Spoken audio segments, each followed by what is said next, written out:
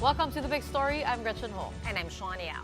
Tonight's Big Stories. Day 2 of the filing of certificates of candidacy drew both political veterans and newbies.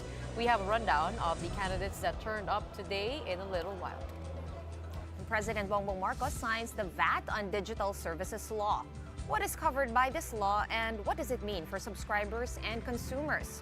We'll be discussing these in depth with tax expert Mona Brea later on. And higher charges for airlines using NAIA has also been implemented. Will the added fees lead to higher airfares? Well, the Department of Transportation says not necessarily.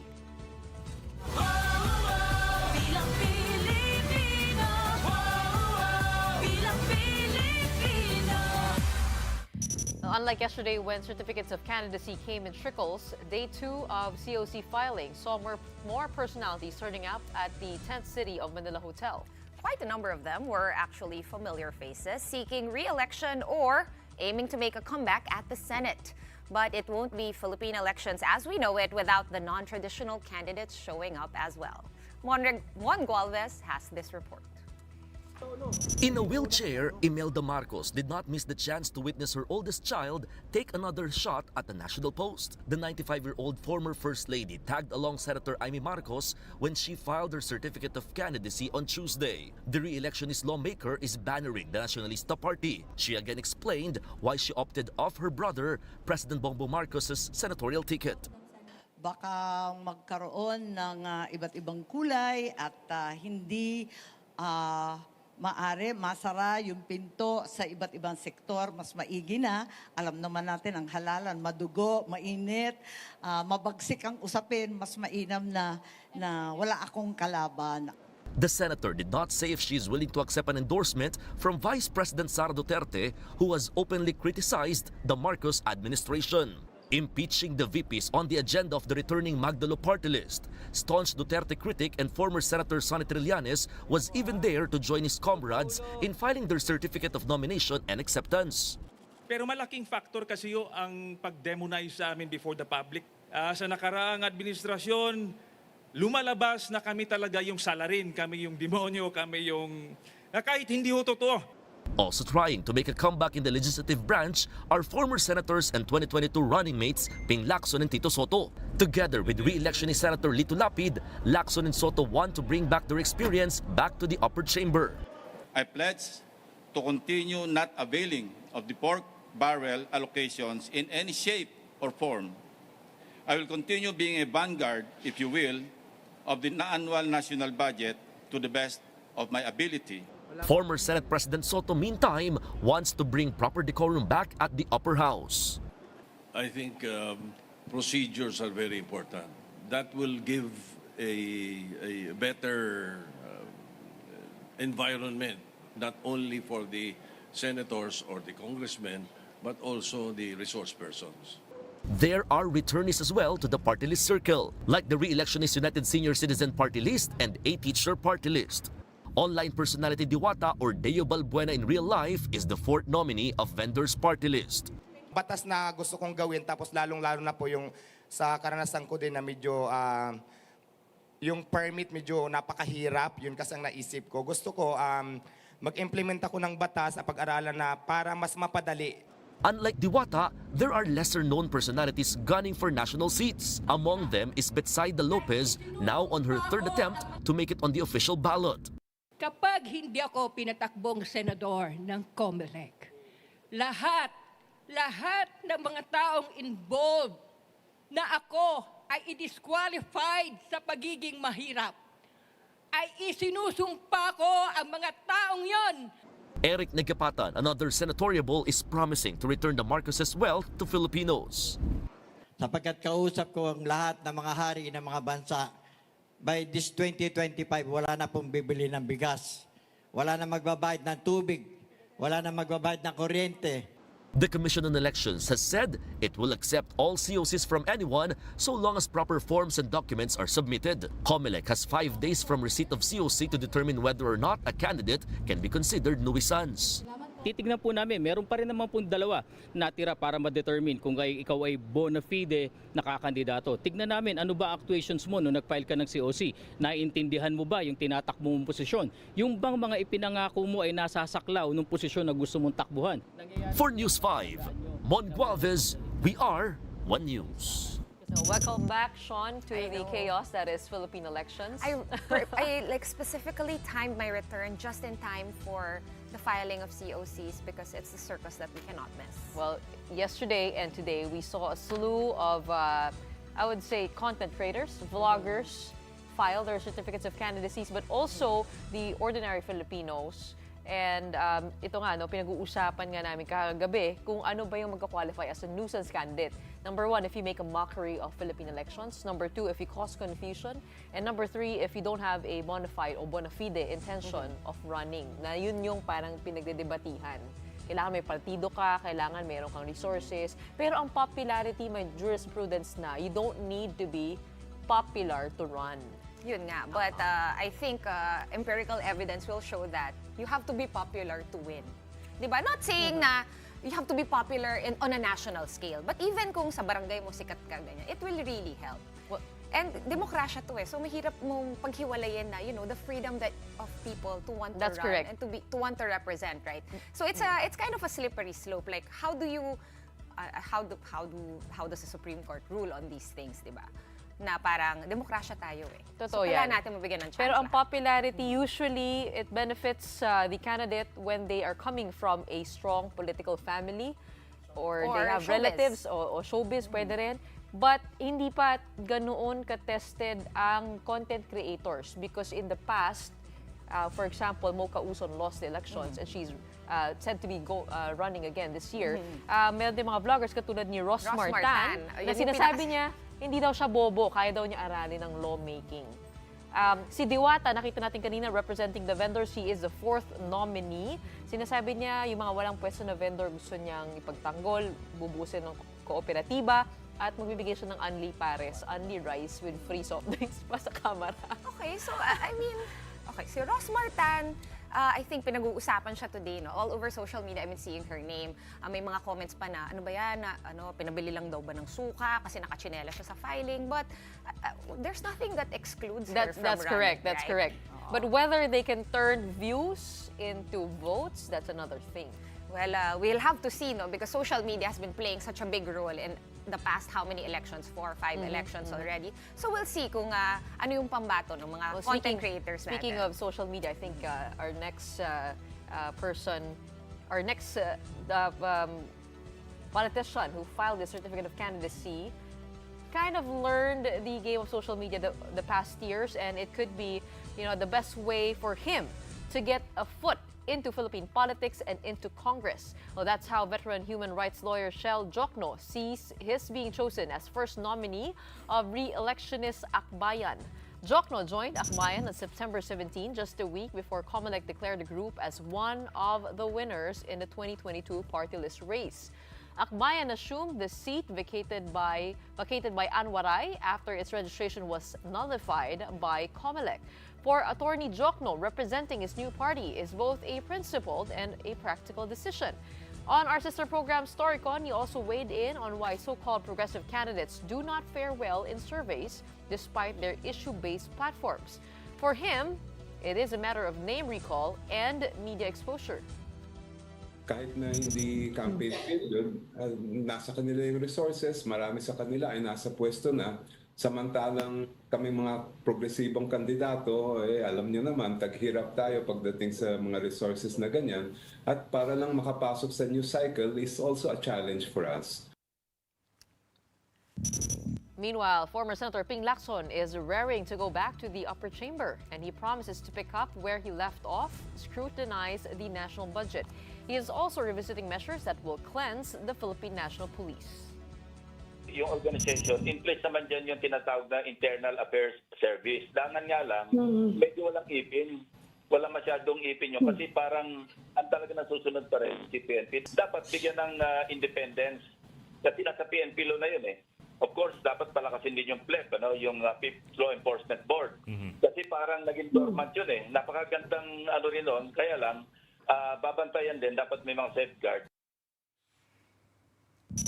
And Cheldiok, no, I was so shocked. I was not here in the Philippines when I saw online no, na he decided instead to run as a first nominee of Akbayan party list.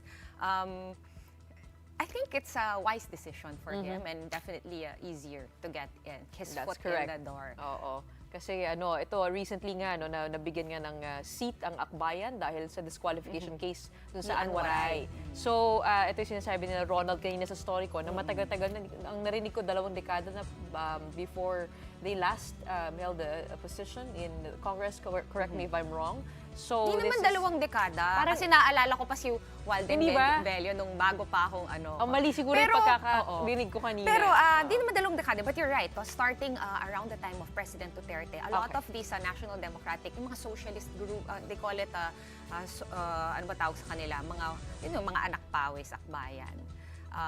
Nawala sila lahat, bayan muna. And then makikita natin, they fielded a full slate. Diba? Kompleto, may announcement party pa doon sa entabladong malaki. It's been a while since we saw that from the NatDems.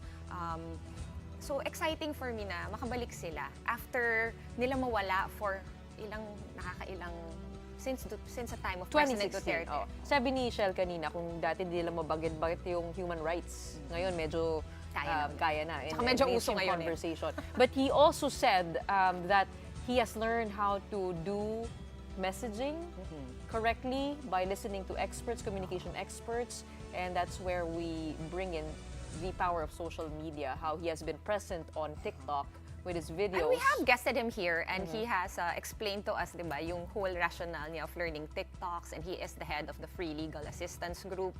Kaya gumagawa siya ng mga legal na payo sa kanyang TikTok account na actually napakadaling pakinggan nga naman. Pero tinanong din sa kanya kanina sa story ko paano nila ipoposisyon yung sarili nila as opposition because the Marcoses and Dutertes are fighting.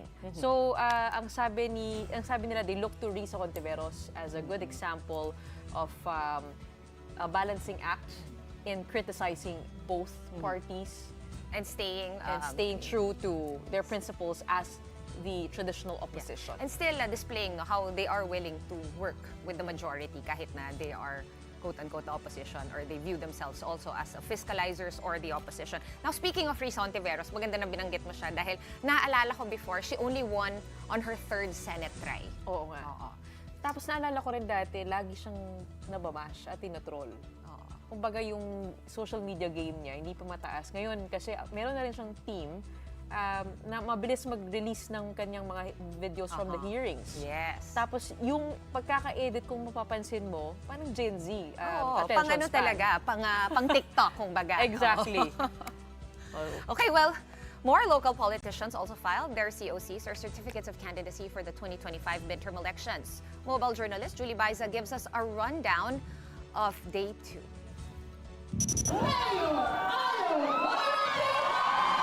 Supporters of incumbent Caloocan City Mayor Alang Malapitan were on a celebratory mood when he arrived at Plaza Rizal.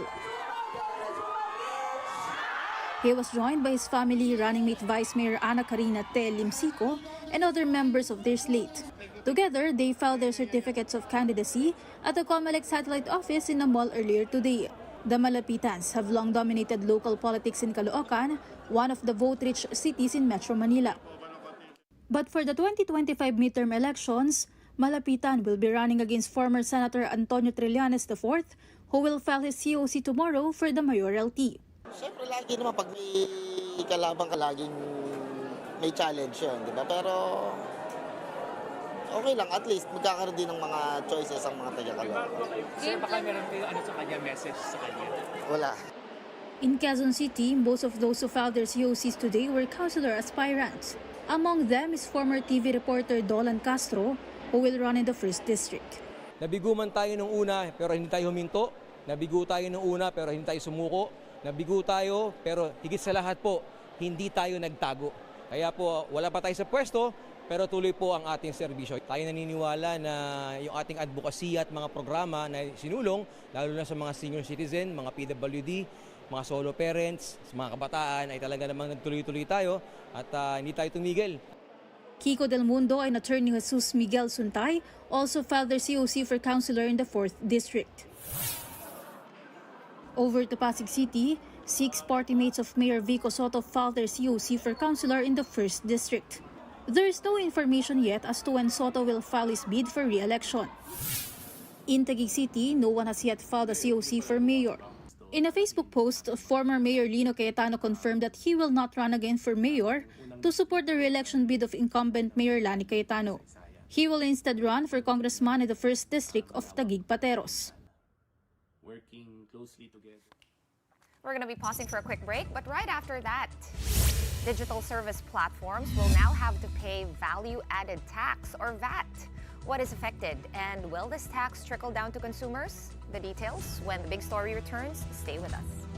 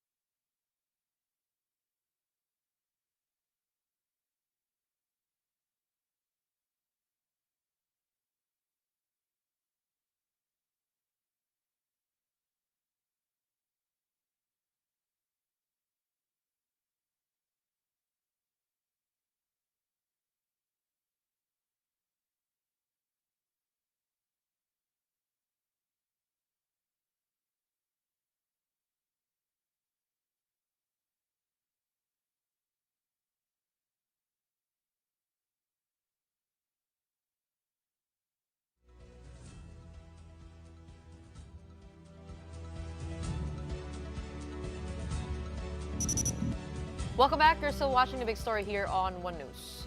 President Bamban Marcos has signed the law imposing tax on digital service platforms. Will this lead to an increase in prices of subscriptions and products for consumers? Maricel Halili with the report.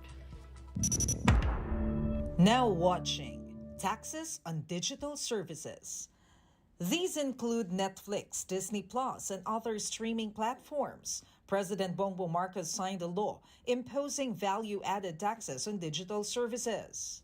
We are not imposing new taxes.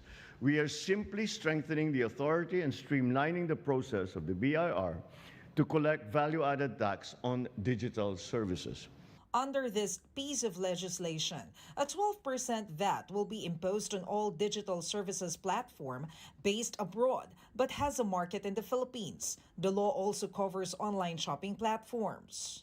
If your presence in the Philippines market is as real as your profits, then your tax responsibility should also be equally tangible. But make no mistake, we are not imposing new taxes. We are simply strengthening the authority and streamlining the process of the BIR to collect value-added tax on digital services. Under this law, the government is seen to earn 105 billion pesos in additional revenue in the next 5 years. But here's the caveat. The platforms may pass on to consumers the added tax. So there's a chance that prices of online products, services, and subscriptions may increase. That's why Val, who loves to shop online, plans to cut down on her expenses. Babawasan lang po siguro ako nung mga ino-order kasi siguro din po hindi po ako makaka-order nung mas gusto kong mga ibang brand na damit. According to the Bureau of Internal Revenue, it cannot prevent digital service platforms from passing on the cost to consumers, but they expect the impact to be minimal. If they will increase their prices by so much, they will also lose their customers at the same time. So I'm sure they will not do that. It's not a wise business decision. Online educational services, including courses, webinars, and other digital educational offerings, are exempted from value-added tax. Other digital services sold on a subscription basis to educational institutions recognized by the Department of Education, the Commission on Higher Education, and state universities and colleges are also exempted. The government has 90 days to draft the implementing rules and regulations of the law. For News 5, Maricel Halili, We Are One News. And now we speak with tax expert Mon Abrea regarding the digital taxes. Thank you so much for joining us tonight. Sir Mon, are you there? Good evening. Yes, good evening. Okay, bagong tax na naman. Pero hindi, sabi ni Hindi President Marcos, Hindi naman daw siya bago. Kinorek lang daw nila ang injustice na dahil yung mga local. Hihigpitan ang collection. Do we assume that the 12% will be passed on to consumers? Do you think that it's but fair, and you think it will do well for the industry? Well, alam mo, Sean, inevitably it will really be passed on because it's a consumption tax. It's an indirect tax. By very nature, dinadagdag talaga yan doon sa presyo. It will really be, the burden will really be passed on to the consumers. Unfortunately, they wanted to collect taxes from these foreign digital service providers, pero ang kukolektahan nila local consumers pa rin kasi nga ipapasa din sa atin yung 12% tax. Okay, Mohan, ano yung initial thoughts mo dito? No? Because, I mean, VAT is VAT, di ba? Ginagawa ba to sa ibang bansa to these internet or digital service providers? Pangalanan na natin, no? Amazon, Netflix, Shopee, Lazada. Pilipinas lang ba ang gumagawa nito as of now? Just to set the context for everyone. Sure. Actually, misnomer yung pangalan ng batas na digital service tax. Diba yung initially tawag sa kanya digital service tax? Kasi sa Europe, sinimulan talaga, they already have a digital service tax. But the digital service tax is like their income tax or VAT and income tax para din sa mga tech companies. Kaya digital service tax ang tawag. Sa atin kasi, it's that. It's not income tax. It's value-added tax. Ibig sabihin, it's a pass-on. Ipapasa sa consumer. Hindi mo nakukolektahan yung kumpanya na kumikita. Ang kinukolektahan mo yung kumukonsumo. Yung nagpa-patronize, yung nagpa-subscribe. So like for instance, most of us are Netflix subscribers. The only thing that we will notice the moment it takes effect is i-inform tayo na may 12% VAT na idadagdag dun sa subscription fee. So, contrary dun sa sinasabi nilang minimal, minimal sa kanila 12%, maybe. Pero, ba't naman nila babawasan or ba't naman the burden yung sarili nila dun sa VAT? Talaga naman ipapasa lang nila yun. So, they will just add, let's say, 500 pesos plus 12%. So, magiging 560. Okay, so Mon, you wouldn't call this progressive taxation. Am I correct? And the desired effect of government for the playing field to be leveled off will be just for the tech companies who will be in that space, who will be charging subscription fees. Well, actually, it levels the playing field if you consider the perspective of the local providers. Kasi yung local providers, nagbabayad na talaga yung 12% tax. So, in a way, it levels the playing field. But the fact that it will be simply passed on to local consumers or subscribers, in a way, pwede mo sabing progressive kasi may capacity to pay ka dapat. Kaya lang, the general public kasi, Sean, hindi naman mayaman. Hindi naman porket may Netflix subscriber ka, mayaman ka. So definitely... So, I don't... Go ahead, Mon. Yeah. So that in itself, parang feeling ko, it's really just adding burden to our consumers. Sabi nga nung immediate reaction, paano na tayo makapag-shopping sa taas ng presyo? Which is actually the natural effect. Okay. So, Mon, do you think more of a misnomer ito that they're trying to, kumbaga, PR it, no, as something else than what it actually is, which is another excise tax? Well, sana hindi. Kasi sana makolekta talaga sila. At sana i-fast track din natin yung pagkukolekt talaga ng income tax sa mga multinationals. Kasi imagine, how can we really guarantee that they will be able to collect this 12% VAT? Ano pa kay Netflix? Kung wala talagang IT infrastructure or mechanism to really monitor, ilang million yung subscription talaga na nakokolekta ni Netflix from the Philippines.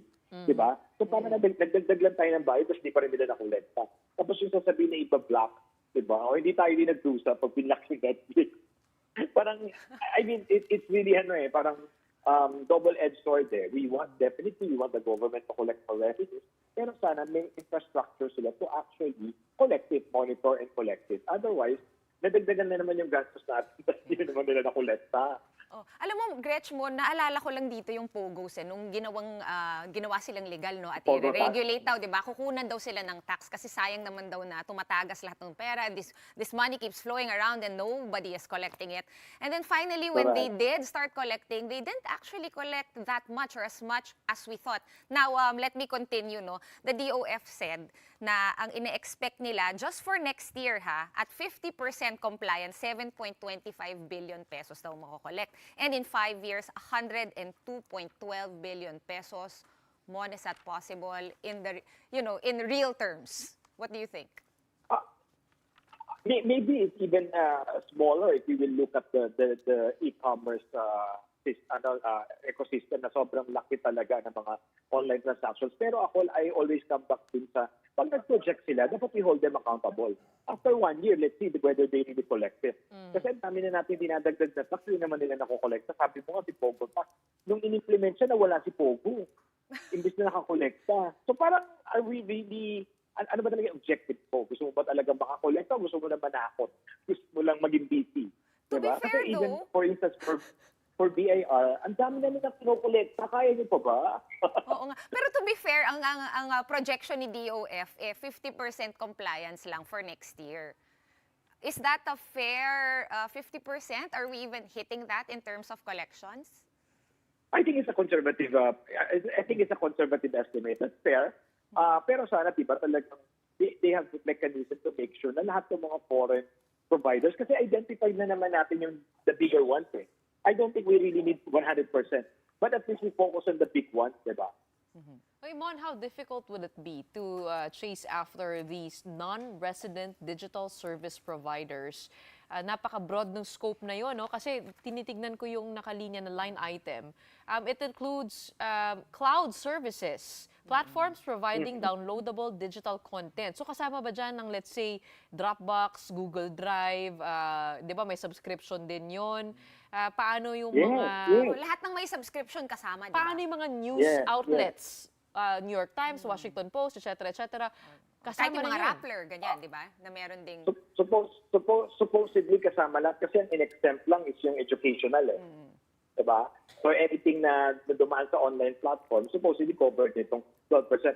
Alam mo, dito papasok si OECD, yung international cooperation, kasi we need to know where they are registered. Remember, they are not registered in the Philippines. Yun actually yung pinaka-apprehension ko dito. Yung registered nga sa Philippines, hindi natin makolekte. Yung hindi pa registered. So kailangan talaga may mechanism tayo. Otherwise, ito sa buwan na naman to. But again, we wish them well. This is a welcome development. I just hope that we hold them accountable. Kasi baka mamaya, dagdagan yung burden natin ng 12% across all online platforms. Kasi hindi naman nila makolekta. Or hindi nila mapag-register. Kasi hindi nila alam na nasa Cayman Islands pala, na nasa Ireland pala, na nasa Netherlands pala. They should have a mechanism Mon, you said kanina, no, focus dun sa mga malalaki. Well, the law actually says that yung mga kumpanya lang na may gross sales or gross receipts over 3 billion are required to register for VAT. Is that what you would consider big ones? Or is that too small in today's terms? Sean, ang 3 million, sa atin lang malaki. Sa online, ang 3 million, kahit first hour, ito nga may nag-online selling. Billion naman, 100 Mon. million daw siya. Billion with a B. 3 billion. Gross Kaya- receipts. Maliit yun? Which sorry, yung sa, Ang sabi kasi ng... ang VAT threshold is 3 million, not billion. Oh. So, ibig sabihin, everyone is covered. Well, Mon, won't this discourage foreign firms from investing or setting up shop in the Philippines? Because I do remember that time when we were waiting for Disney Plus to arrive here in the Philippines. It took quite some time. Ilang taon din yun. Yeah. And compared to the rest of the world, we are a small market. Won't this tax, this new tax, or not new tax, the adjusted the collection of these taxes rather just discourage foreign firms from establishing their presence here in the Philippines? Well, number one, they're not registered naman here in the Philippines. So medyo hindi pa natin talaga matansya whether imposing 12% VAT will totally discourage them. Because right now, they make billions of revenues, but they are not registered in the Philippines. Kaya nga ako, ang priority sana ng ating Congress is to work with OECD. And I met them in Paris. They're willing to help our government. It's just that, alam mo yon, ang daming politika eh. And tax is very technical. Hindi pwede ito mamulitika. Kaya dapat intindihin mo talaga. We need international cooperation. We need the help of international organizations to make sure na we will have the capacity, the infrastructure to implement this. Ngayon, if you will ask me, tama ba itong move na to? I think it's fair. It's fair. It will really level the playing field. But whether it will be implemented properly and whether it will be collected entirely, it is another question. Then number two, will it really affect investment? Eh, hindi naman sila nag-invest dito in the first place. Eh. Diba ang office ng Google dito, marketing office lang. So wala naman talaga silang investment dito. Eh. They're not registered. But I think the challenge is for them to be registered. How do we make sure they register in the Philippines? Because, So how And any the third ideas one, on... and the third one really Yeah. is to collect income tax, not just value-added tax. Kasi consumption tax is just collecting from the consumers. Eh. Collect income tax. So I think that's more important. What did the OECD have to say about the registration process? Meron ba silang framework or guidelines about how like a developing nation such as us, the Philippines, can actually, engender these big companies to set up maybe a compliance officer here or whatnot? Correct. Yeah, actually, there are frameworks and there are also already systems in place. It's a matter of really engaging with the OECD. Plus, we signed already the inclusive agreement. Ibig sabihin, we can already benefit from the data sharing. So we can actually get information who are these companies who are in online platforms, where they are registered. But it's a matter of legislating it to make sure we maximize that global rules, yung sinasabi nila na against global tax evasion. Yun yung mas serious eh.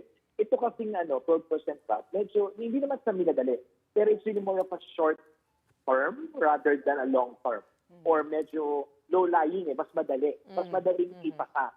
Pero hindi madaling kolektahin. Madaling ipasa, pero hindi madaling kolekt. Anong gusto mong makita sa IRR, Mon?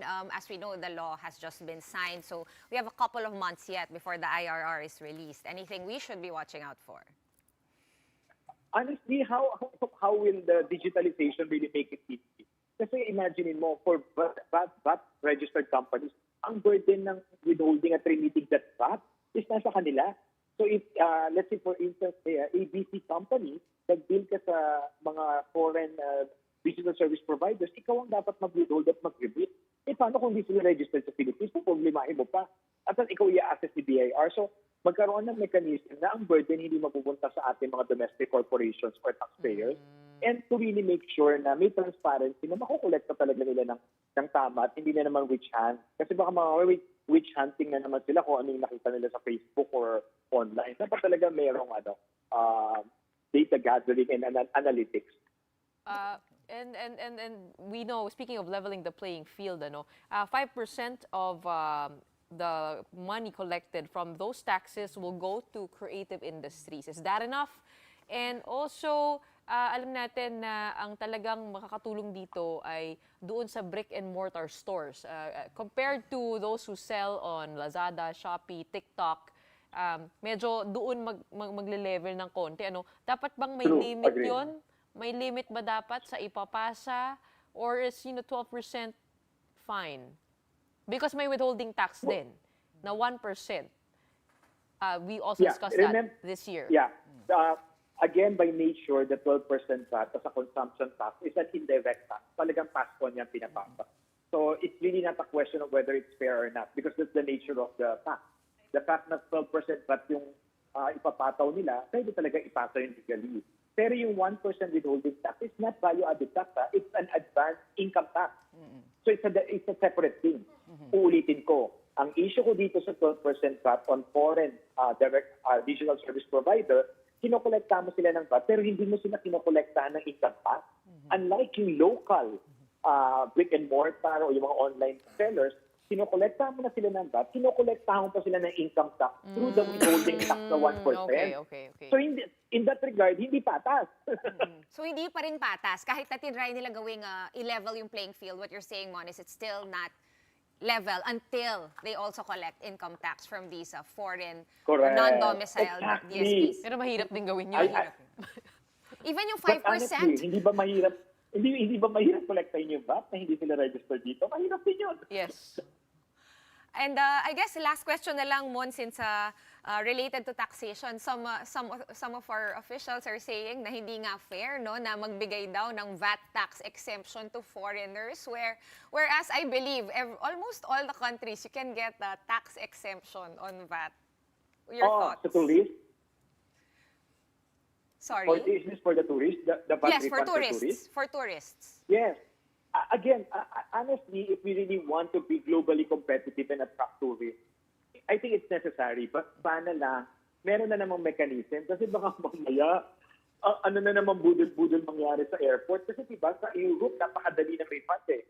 Ako, I really enjoy availing of tax refunds, especially sa Paris, sa London. Ang dali eh. Baka naman mamaya, ano na namang moro-moro mangyari dyan. So, I mean, if we really want to give VAT refunds, ibigay natin. Kasi diba we have VAT refund para dun sa mga may tax incentives, and yet wala sila nakukuha refund. Kasi ayaw i-release ni BIR. So again, okay yan. I think it's a good idea to really attract more foreign tourists. Pero sana, make sure it will really be released. Hindi yung pahihirapan mo pati. All right. Maraming salamat. Thank you so much for helping us dissect those taxes and put everything into perspective. Thank you again for your time. Tax expert Mon Abrea. Ay, lipat naman tayo. Speaking of paying more, having to shell out more, the new operator of NAIA will also be charging more for planes that use the airport. And with these new rates, passengers could soon see higher fares. Jared De La Peña with more details. Apart from higher vehicle parking rates that were implemented at the NAIA starting yesterday, fees of aircraft that use the airport have also increased. This include fees for parking, landing, and takeoff. The DOTR confirmed this increase based on an administrative order issued 2 weeks ago.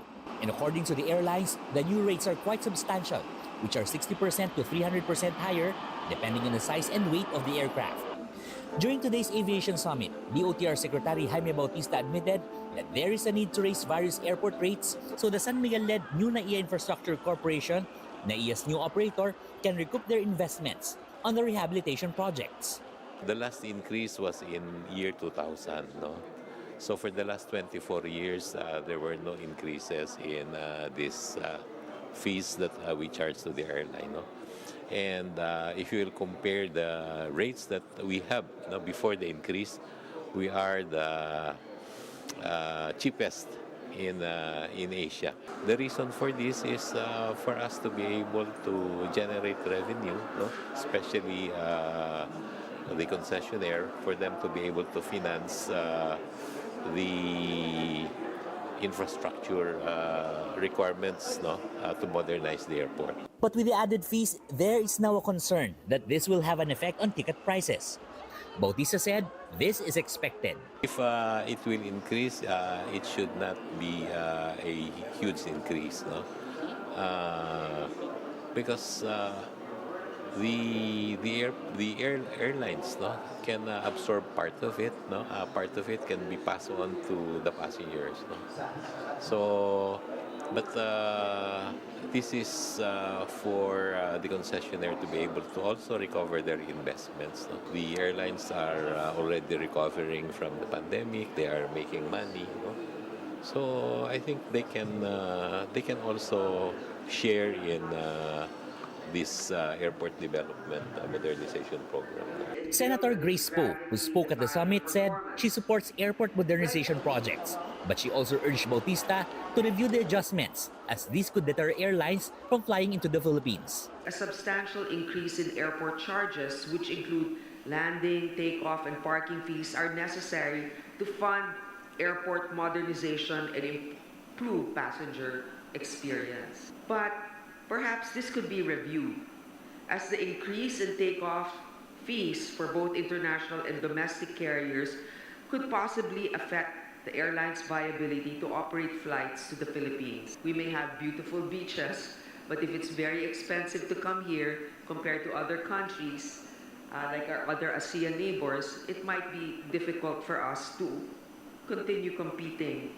AirAsia Philippines said higher aviation charges imposed by airport authorities will likely influence ticket pricing. As of yet, the carrier is carefully evaluating the potential impact of the higher fees to its operations. Bautista said the DOTR continues to coordinate with the NNIC to find ways to curb the impact of the recent rate hikes, though the agency also appeals to the public to give the new concessionaire a chance to implement its plans to rehabilitate NAIA, which has long been delayed. For News 5, Gerard de la Peña, We Are One News. Of course, it's all over social media yung comments dun sa higher overnight parking fees, pati dun sa mga airline fees na pinataw. Well, sa akin lang kasi sana may pagbabago muna bago Yun nga yung sinasabi ng mga netizen. Diba? Pakita niyo muna sa amin kung anong nagbago bago kayo maningil ng mas mataas. And of course, lumabas na rin yung mga 30 billion kasi na binayad nila sa gobyerno, nung kumpanya to get it. Are they trying to recoup? That's just the sentiment online. But I guess it's all stemming from that nga na, teka lang, ano bang nagbago? Because I was just there this morning sa NAIA 3. Kamusta naman? Ganun pa rin. Well, they are working on the congestion at the airport. So, They've done some logistics. Pag tinaas mo yung presyo, kukunti yung mga sasakyan.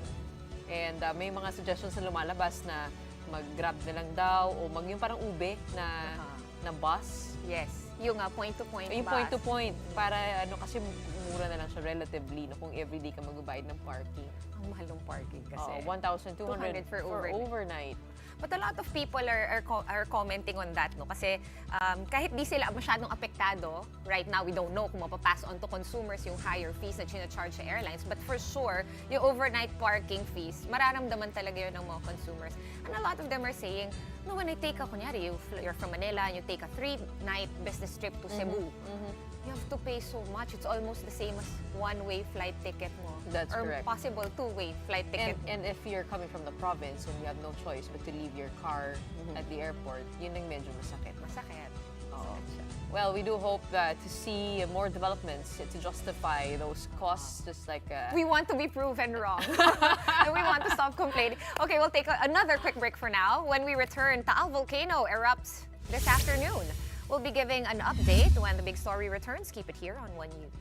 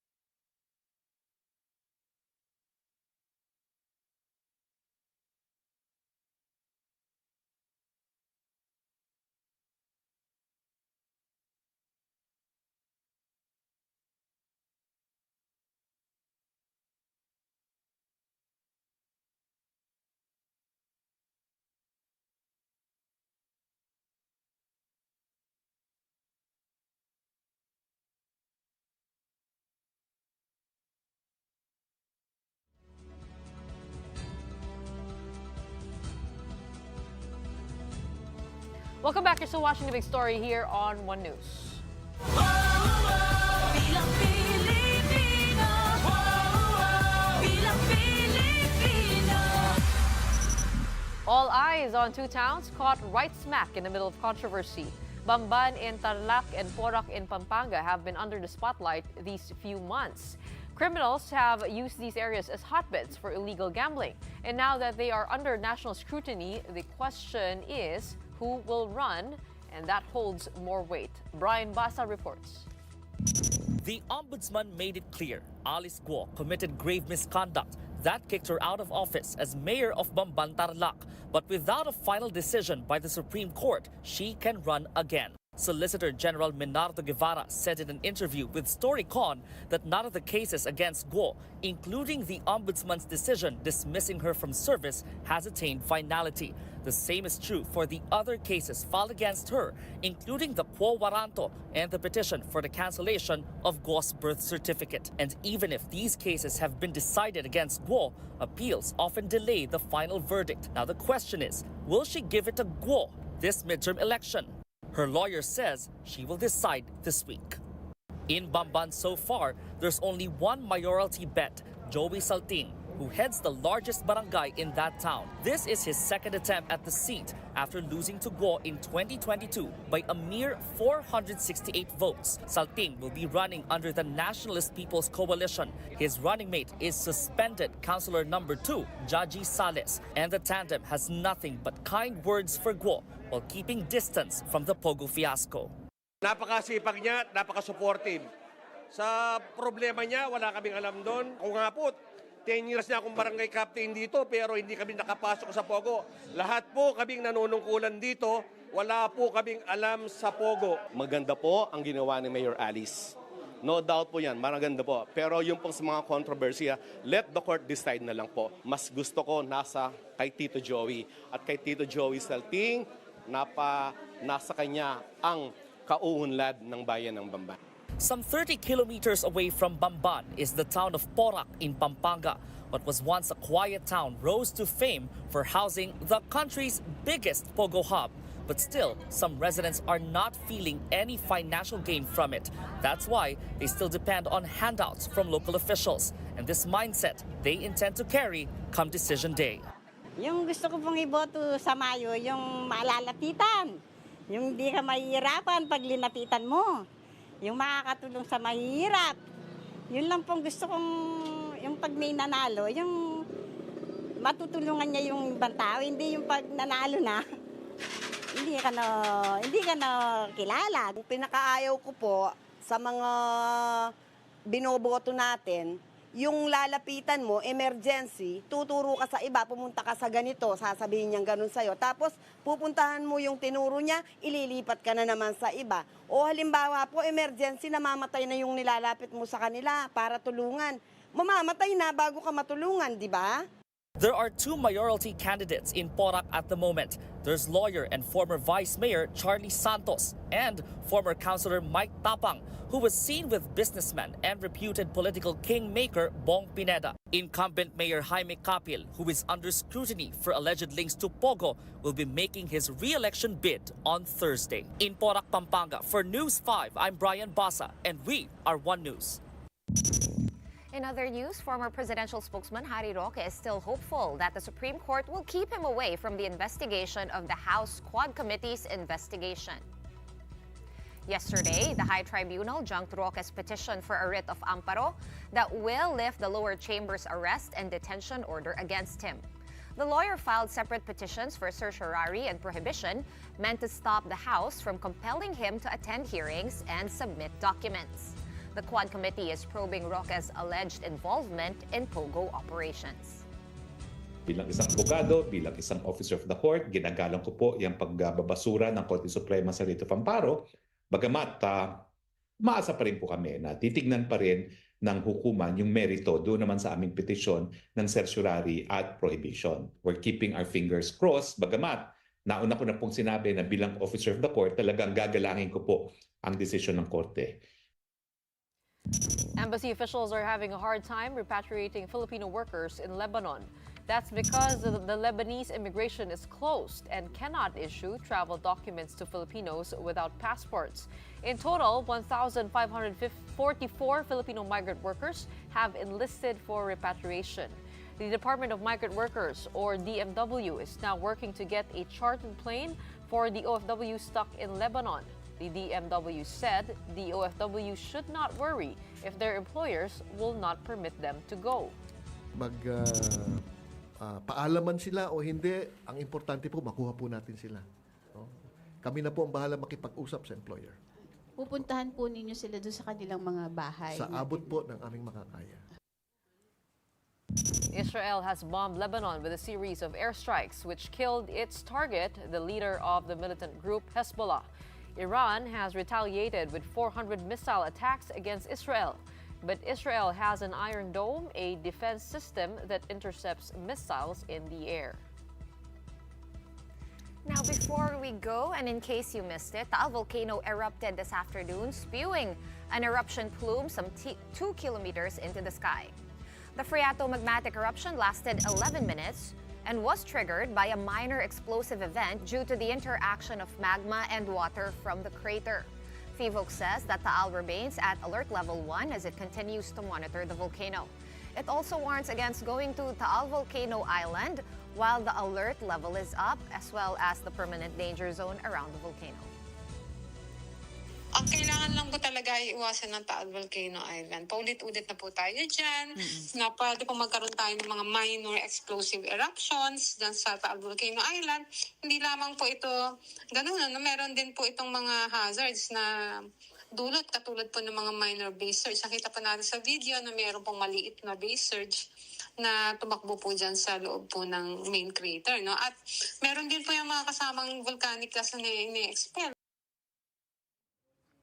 We're getting a science lesson here. Parang sinasabi daw na may interaction nga yung water and a small branch of shallow magma dahil merong sulfur dioxide doon sa main crater, and it has been degassing sulfur dioxide for 3 years now. Exactly. Actually, what we were talking about earlier was, remember nung nagkaroon ng COVID, lahat ng tao may mask na N95 because nag-ashfall ng bongga ang Taal volcano before the pandemic hit us. And it has been on alert level 1 since 2018 or 2019. Parang 2022 yung nakita ko. As in, matagal na siyang alert level. Matagal na. And it's always been a phreatic kind of eruption, not a magmatic. That's yung correct. magmatic, yung orange, and may fire, and that's the, I guess, yun yung medyo mas extreme one. They say it is unlikely to progress into major magmatic eruption, but nevertheless, if you're heading towards that area, better to wear a face mask. Yeah. Just bring one, just in case. To protect yourselves from the gas. On that note, and that advice of bringing again an N95 mask if you're going near the volcano, that's it for the big story tonight. We are One News, all sides, all the time. Welcome back. Thank you. To the show. Good to be back. Well, till we see you again tomorrow, thank you so much for tuning in and have a good night.